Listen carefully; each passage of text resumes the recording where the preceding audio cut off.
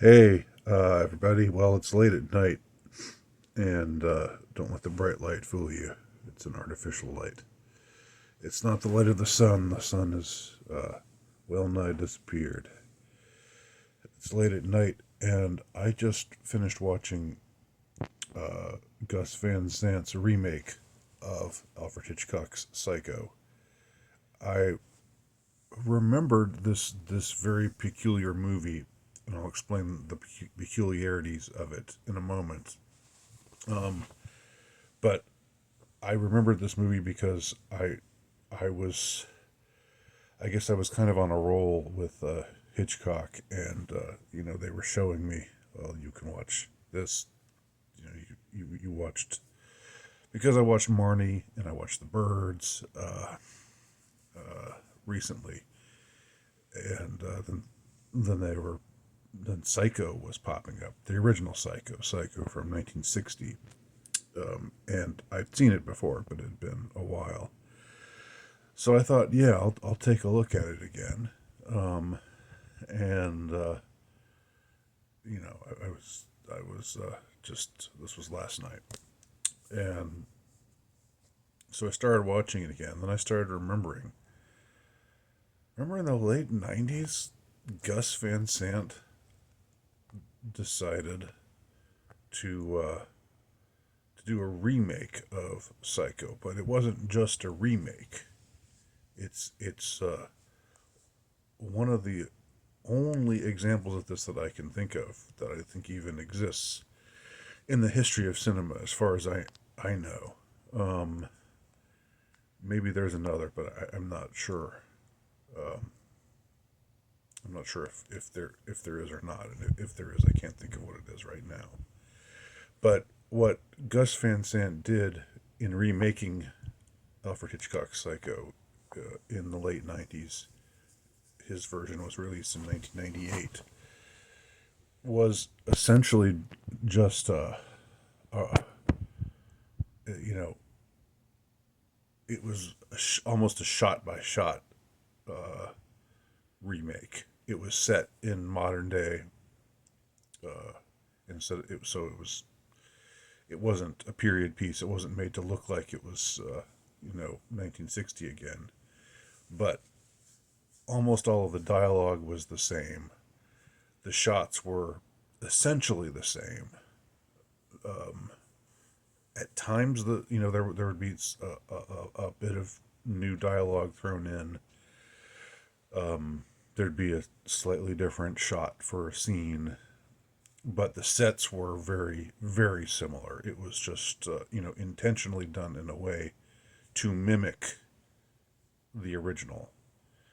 And as such, it's like almost the only example of this, again, that I can think of, where it was like treating the original Psycho as if it were a play that had been staged, and now they were staging the same play, but almost 40 years later, but with almost all of the same dialogue.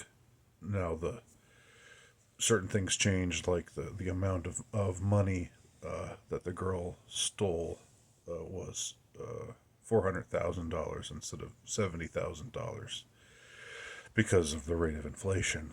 Um, there were other times where the sum of money was changed, and other little things like that were adjusted or changed.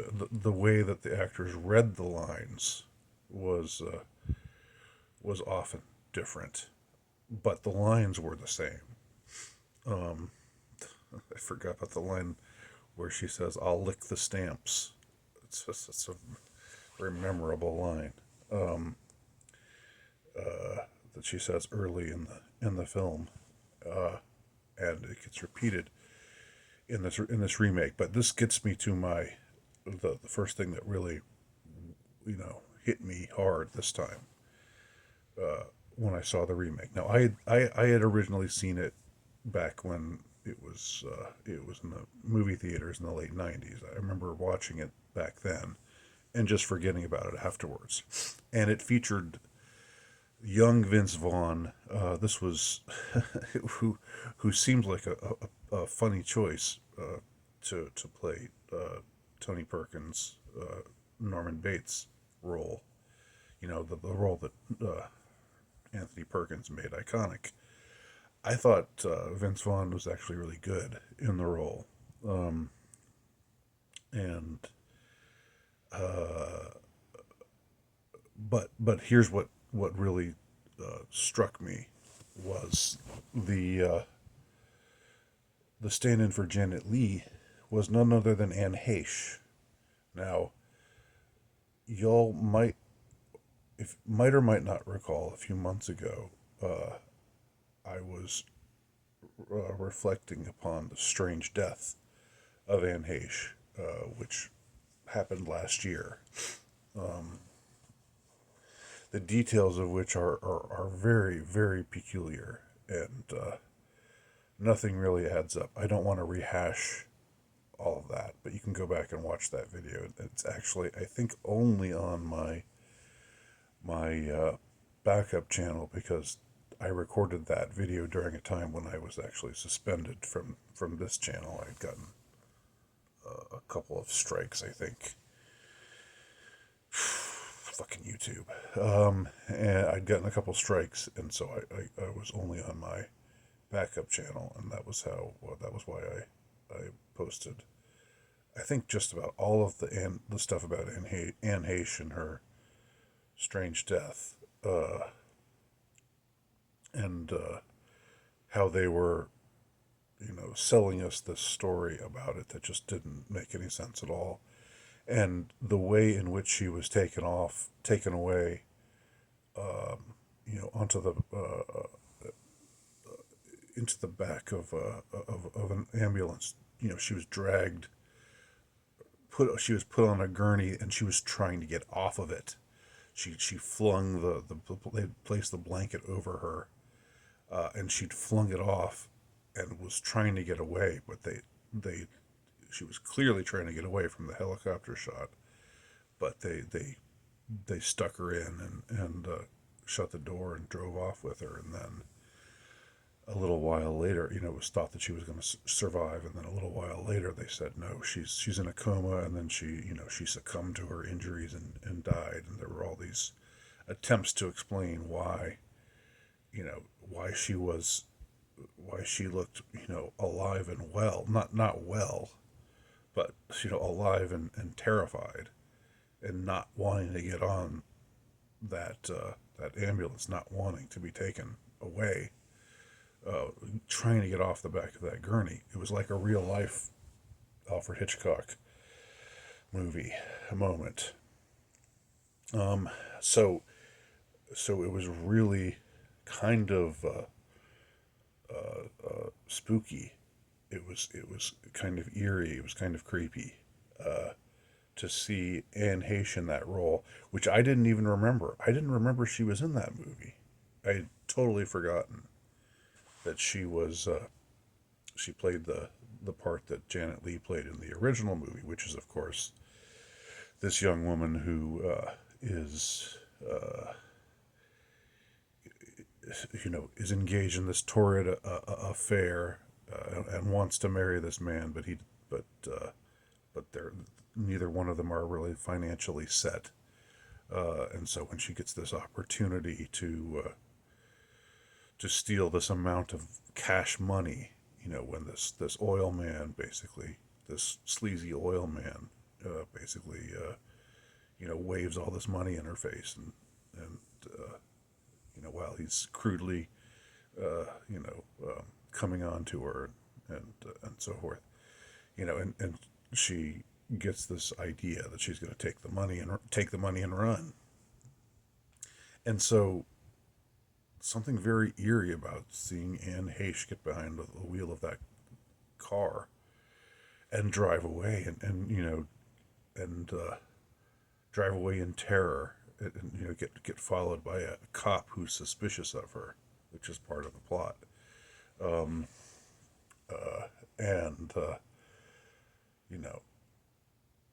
and then trade that car in for another car, and but ultimately meet her doom at the Bates Motel. Um, you know, spoilers, of course. Although this, like, God, this movie, it's been more than half a century. This movie is older than me, so like, God, I mean, I think that spoilers, people who complain about spoilers in cases like this, it's just kind of ridiculous. Um, but anyway, I I was thinking just this time, it was really striking me seeing Anne Heche in that role. Um, and I've talked before how I believe that the Hollywood the biz the entertainment industry, um, it's a machine, and it puts certain actors and actresses in certain types of roles and locks them in, and it's like that's what they become. And in some cases, their own fate is mirrored by the by the characters that they play. It becomes a really strange, peculiar thing. I used the example of Liam Neeson. I had to look him up, but how he played these roles, where he was just this the sad-eyed widower, whose daughter gets taken by these thugs, and he's some ex, military intelligence agent, and he has a special set of skills. He knows how to kill a man with his pinky finger, and he just does whatever it takes to get his daughter back. And it happened. It's an iteration of a character that just gets repeated over and over again. And in the midst of Liam Neeson becoming or playing sad-eyed widowers who are tough yet tender, sensitive but also deadly. His own wife dies, and he becomes a widower. That's just one example of art imitating life in just really weird sorts of ways. And while what happens in Psycho with Anne Heche in this role doesn't directly mirror the fate that she meets in or that she met last year. Um, there are many similarities. She's on the lam. She's trying to get away. The authorities are hot on her heels. They're looking for her. They know she's well, they find out later that she's made off with this amount of cash. But the essential thing is this chase, this feeling of a chase, and the sense of fear on her part, and of trying to get away. Um, that's really very eerie to see represented in this remake of Psycho that is, again, almost beat for beat exactly like Alfred Hitchcock's Psycho, except set in what was then the present, the late '90s, with contemporary actors. Um, and she still, of course, meets a violent, terrible end in the shower, and the iconic shower scene, the shower stabbing scene. She becomes the new victim of Norman Bates slash Norma Bates. Um, as anybody who's seen the movie, or who even just knows about the the storyline of the movie knows.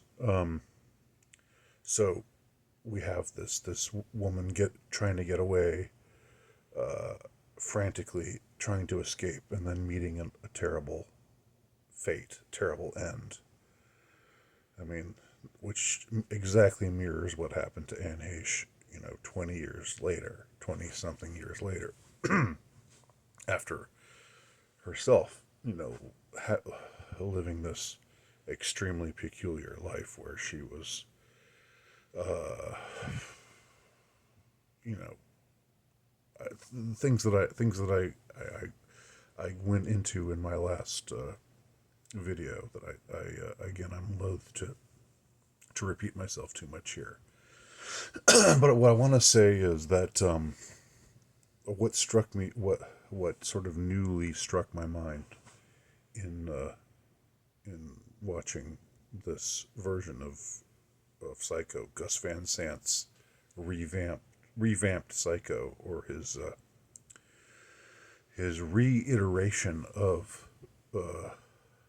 of Alfred Hitchcock's Psycho, with almost the same dialogue, almost the same shots, you know, very similar sets, um, just beat by beat, the same movie.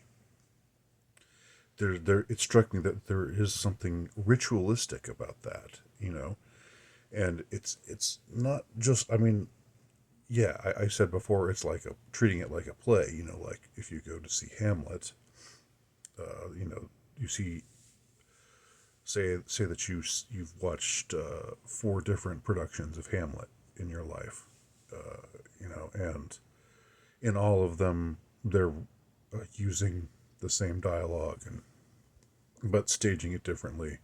Different actors are playing the roles, and so forth, but it's still the same, from the same script, and it's the same story. Um, Here, it's even more similar than that, uh, because, as I said, the shots are the same, the sets are the same, and so it's almost like a ritual. And when I say ritual, I don't a ritual is not necessarily this sinister thing. Um, no, Hollywood rituals, rituals like we see uh, engaged in by the ruling class, and all of their depravities. Yes, those are sinister rituals. But you know, if you if you're if you're faithful, if you are a believing, say, Catholic, um, the liturgy, or you don't even have to be Catholic. There are various other denominations besides Catholics who have a liturgy. The Orthodox call it divine liturgy. Uh,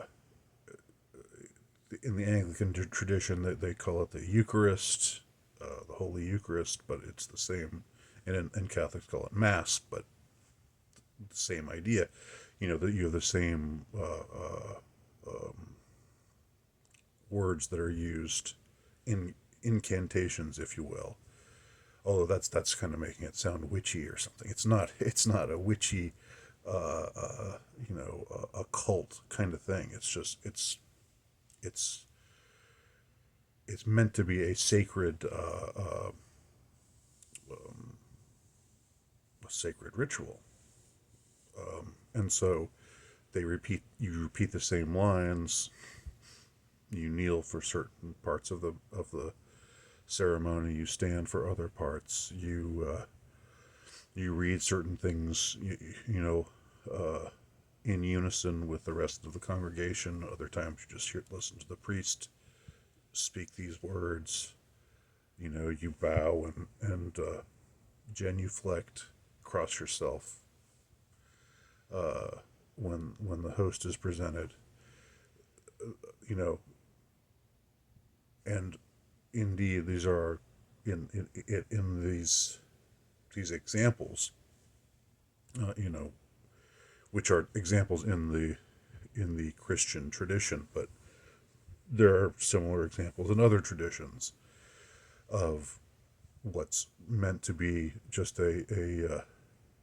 it's repeated because the formula of it is deemed to be important, and so you repeat the same words, to facilitate this important ceremony. What Catholics and Orthodox, and the more Anglo the more Catholic of the Anglos, the more Catholic minded of the Anglos, uh, believe is the presentation of the body of Christ, the sacrament, which we take very solemnly, and it's meant to be taken seriously. So it strikes me that this this remake of Psycho is like a ritualized event where this ceremony, if you will, is repeated by different actors, by different speakers, by different participants, um, but but there is a ritualistic quality to it. Now, I know that Gus Van Sant is a talented director, and I like a lot of his movies. I've heard things, uh, and this isn't just related to him being homosexual, because I know that's a known fact. But I have heard things that suggest he's not a terribly savory person, which is probably the case with a hell of a lot of people in the business, in the movie business. Um, it's a swamp.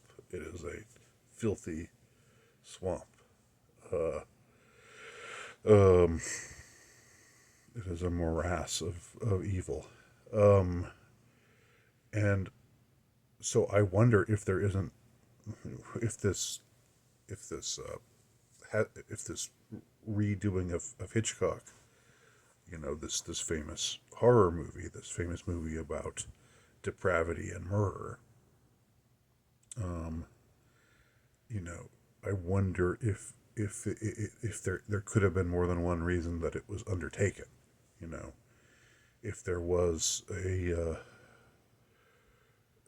well a ritualized, if it represented some kind of ritualized ceremony of some kind, if it could be seen as that, in that same sort of way, the same way that a black mass, the opposite of the holy ritual of mass, where it's said in reverse, and it's meant to evoke that which is demonic instead of that which is holy. I just couldn't help but wonder this time through watching this, because otherwise it just seems, why do this? I can see having a love of the original, loving Hitchcock, and being a film buff. Of course you would, love the classics, and this is a horror movie classic without a doubt. Highly influential, um, and so forth. But something in the repeating of this, and something in putting something really, there's something that just is very dread inducing about seeing Anne Heche in that role. You know, um, in the role of the doomed heroine, the one who, it, it was where Hitchcock broke all the rules. He had the character who you thought was going to be the heroine, who you thought we were going to follow her through the whole movie. Like a little more than a third of the way through, she's horribly, brutally murdered, and it's shocking. Um, it's shocking to see, just because, not just because the murder itself, the manner in which it takes place is shocking, but the fact that the person that we thought was going to be the character we would follow. The protagonist is now taken away from us. She's gone. Anyway, these are just my impressions upon seeing Gus Van Sant's remake of Psycho. And I wanted to duly record them here. And if anybody else remembers this movie or remembers this remake and has any thoughts about what I have said, or remembers my takes on Anne Heche, I'll link to those below for those who maybe weren't on board at the time or whatever, or didn't know that I had a backup channel, and thus didn't see my thoughts about the Anne Heche event last year, the death of Anne Heche under very strange circumstances. I'll include that below, but please do let me know your thoughts below if you have some, and thank you for watching.